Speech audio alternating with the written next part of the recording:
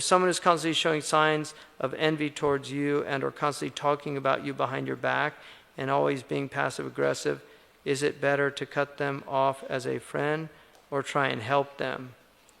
There's definitely, there's a lot of passive aggressive people out there. There's a lot of borderline personalities. So people aren't well. There's a lot of unwell people out there. There's a lot of narcissistic personality disorder. We've created in the West a whole society of narcissists.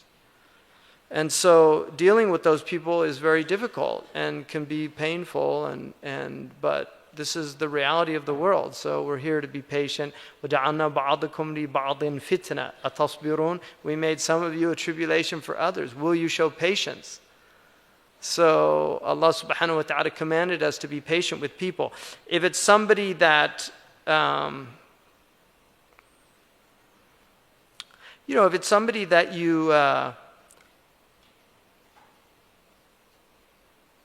a relationship with and is a friend, then I think talk to them about it. If they're talking behind your back and people do have, there's a lot of envy. And one of the things about envy, Kierkegaard said people will admit to a felonious crime before they'll admit to envy.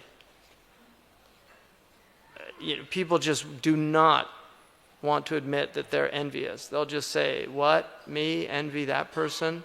Impossible. But there's a lot of envy. When you say feeding the ego through praise is wrong, what about encouragement? Well, that's what I said. Encouragement, there's times when it's important to encourage people.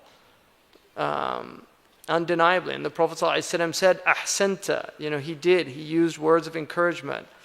But generally, the idea of praising people, encouragement and praise are very different. And praising people is usually not good for them. Some people do need some praise, but again, that's something where you just have to really be careful.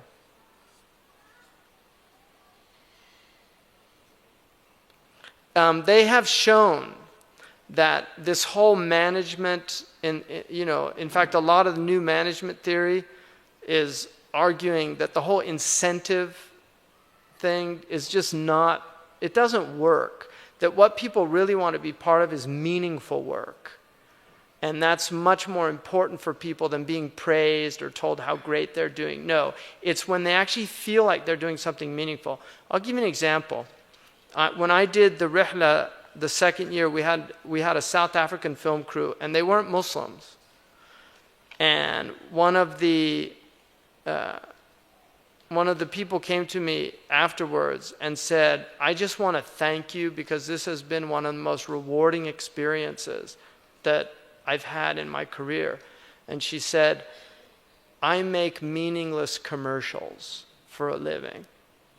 And to do something that is going to have impact and be meaningful to people, I didn't realize how much I needed this in my life. And this is really, something like that, you don't need to tell her what a great job she did. She was a professional, and they were all incredible. That team was an incredible group that we had. I mean, they would work like for hours just to get camera angles. It was really nice to work with people at that level. But professional people that are really good at what they do, they know they're good. Right? They don't need praise. What they want is to produce. They want to make something meaningful and do a good job at it. That's much more important than praise is very vacuous.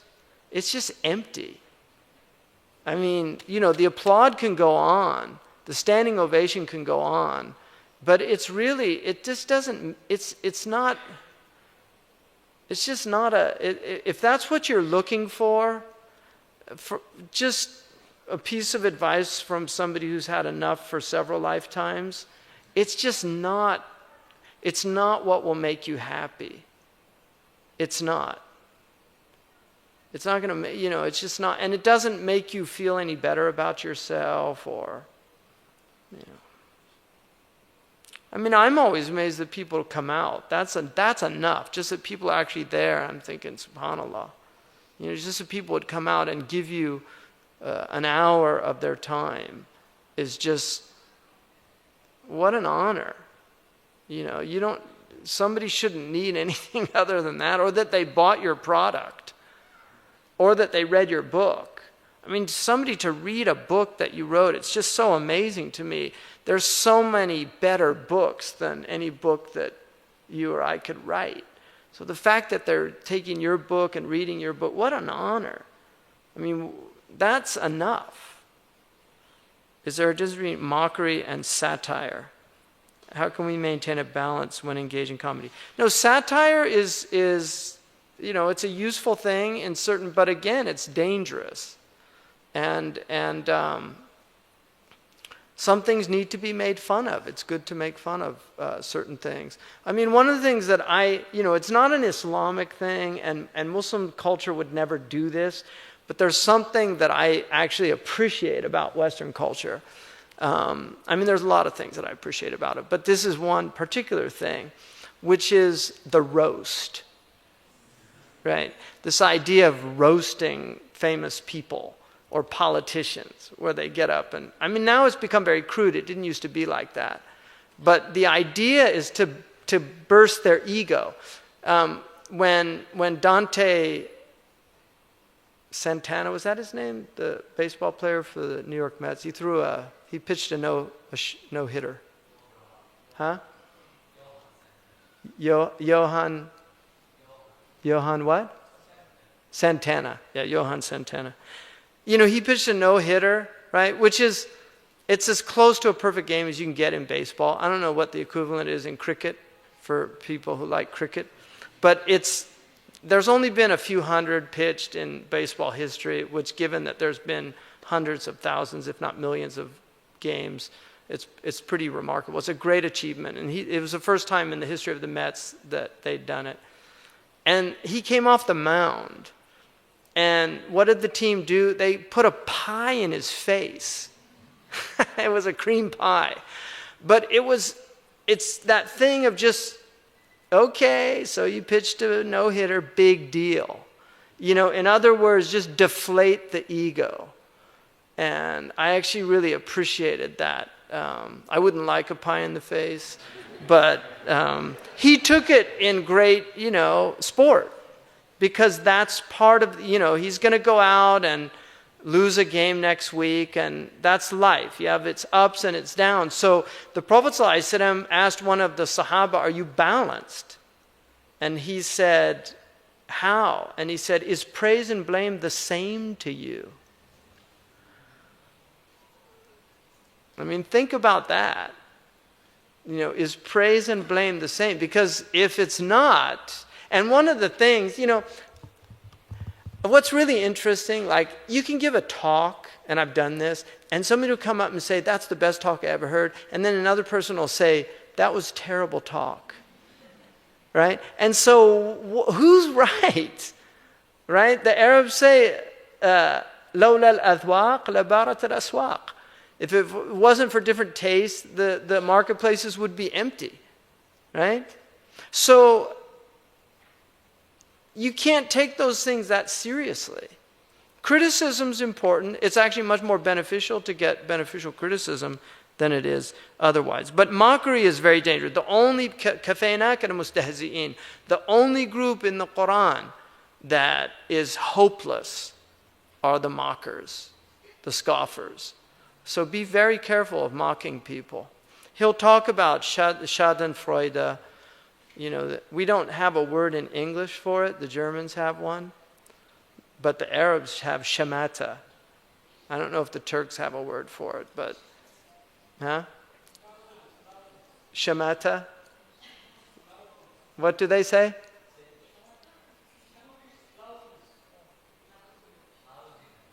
No, shamata is when you're happy about the misfortunes of another. Shamata. Schadenfreude is the English word, but we borrowed it from the Germans. It's to be happy about the misfortunes of others. Why did the Prophet ﷺ allow us to be hermits, escaping to the mountains in times of great fitna? Are we not supposed to go through life rather than run away like the monastics? Allah would not burden us with a burden greater that we can bear. Well, the Prophet ﷺ gave the option of uzla. And there's a hadith, نعمة صومعة بيت المؤمن. What a good monastery is the house of a believer. You know, it's a good place. And if you don't have a reason for going out of your house, it's better to stay in your house. They say good company is better than being alone, but being alone is better than bad company. And being alone is a maqam in Islam. Like amongst the qawm, you have to spend a lot of time with people before you can be alone. Because if you and again, people, one of the things that Ibn al-Banna mentions is that if your inclination is to be alone, you should be with people. But if your inclination is to be with people, then sometimes it's better to spend more time, because we should fight our nafs. And you know, the sanguine and the choleric personality tend to like company, and the melancholic and the phlegmatic personalities tend to like to be outside of company. So people that don't like, it's just like if you like to eat, watch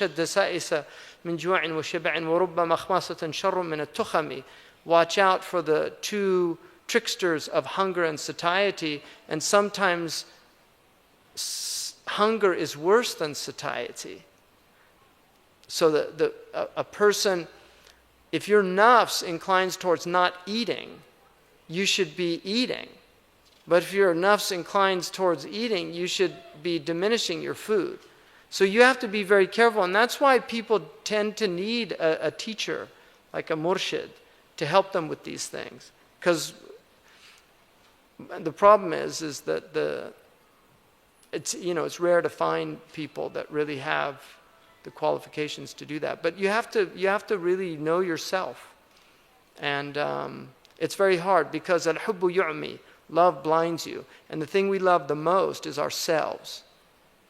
And so people are blinded to themselves, and that's why al-mu'minu mir'atul mu'min, the believer is the mirror of the believer.